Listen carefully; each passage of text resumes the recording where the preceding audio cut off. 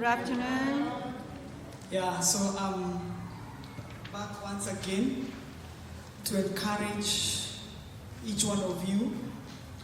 I'm going to proceed on with my testimony that I started last Sunday.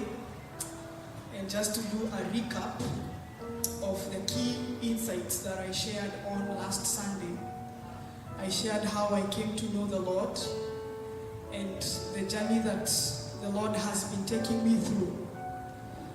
And the first insight that we learned from last testimony is that trust in God with all your heart and lean not in your own understanding. 2, God can close one door to open another greater door. So today I'm going now to start my second part, and I'm going to share how I left my country to a country called Rwanda, and then how I came to be in Korea. So let me start. Making bold steps, that's my title. My Christian engagement was going beyond attending Christian fellowships and conferences to a calling to full-time ministry. Although I preached at churches and schools, I have a craving in my heart of joining the ordained ministry in the Anglican Church. I already had the academic qualifications, but was yet to be interviewed on my call by the bishops examining chaplains.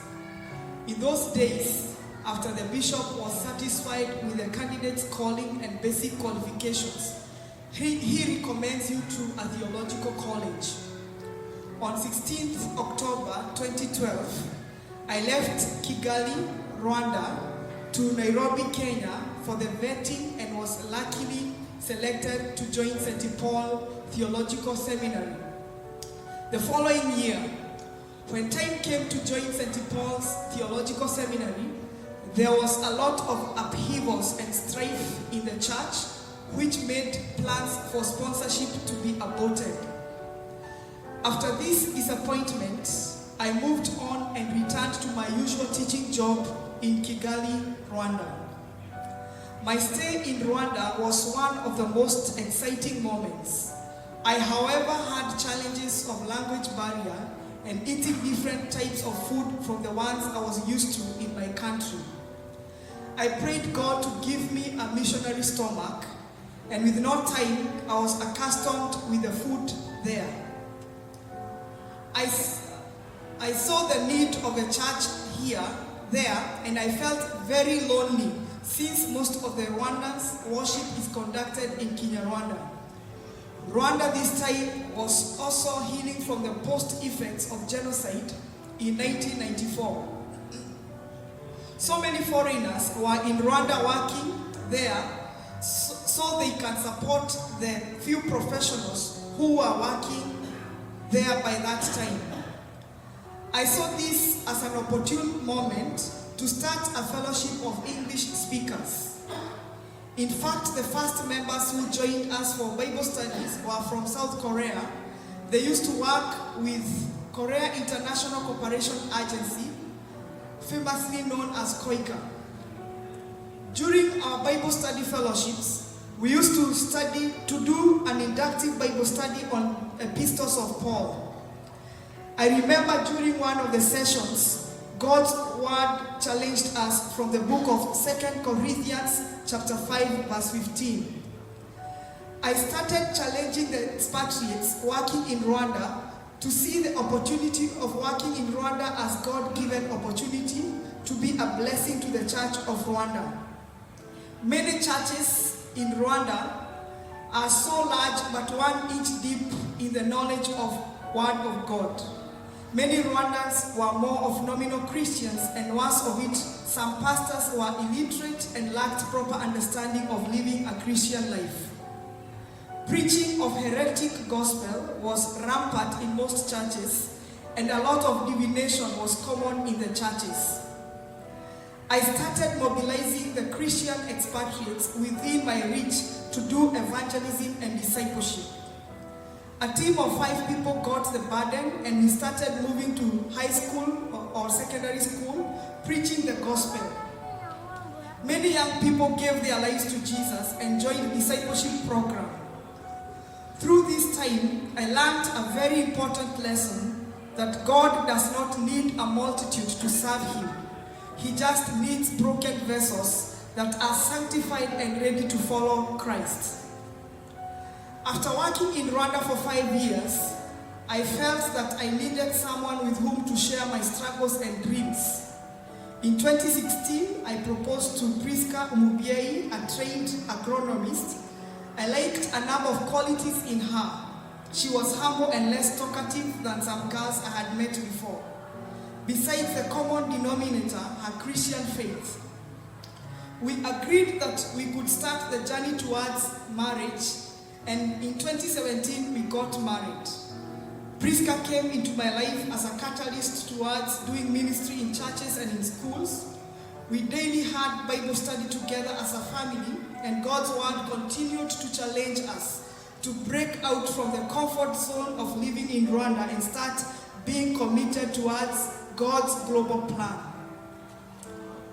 One Sunday morning, I went to church as usual.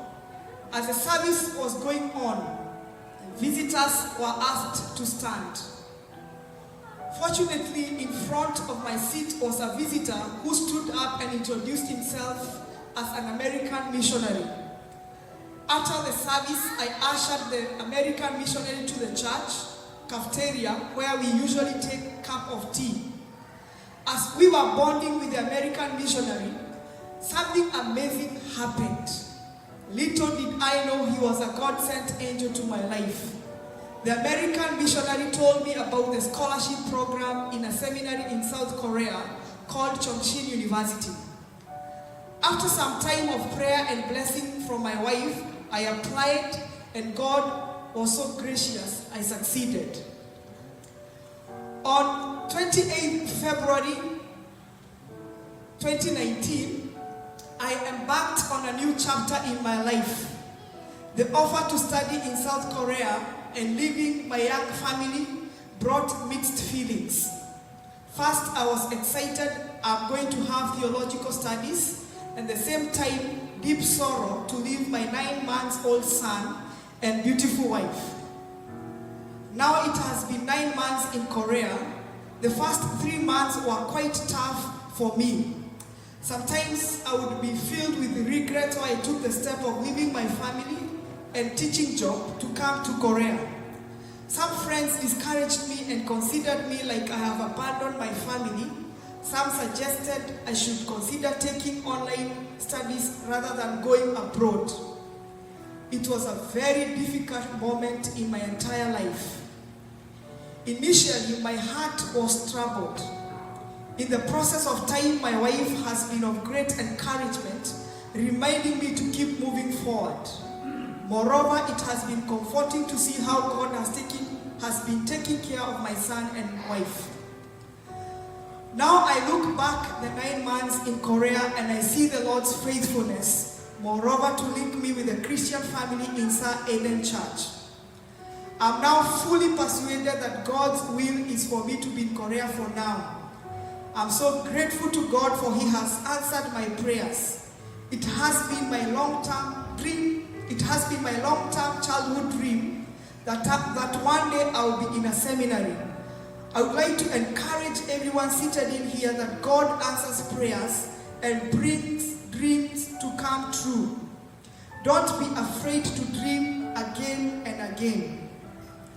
I'm not with my family for now, but one thing I have with me is hope and faith that one day I will graduate and reunite with my family and son in a greater mandate to serve God. I believe Psalms 126 verse 5 that those who sow in tears will reap with shouts of joy. I'm fully persuaded we all need to prepare for the future, for the opportunities in life come for the prepared. I have set my heart to study the scriptures and prayer in preparation for the work of the ministry. To sum it up, My call to serve as a missionary and do mission mobilization to the global African church is so timely. The opportunity to study at Chongqing University and Theological Seminary is a grand opening to new ventures and exposure to the wider church. This exposure will assist me in God's mission to the world of making disciples to all nations. My story is one of faith and courage.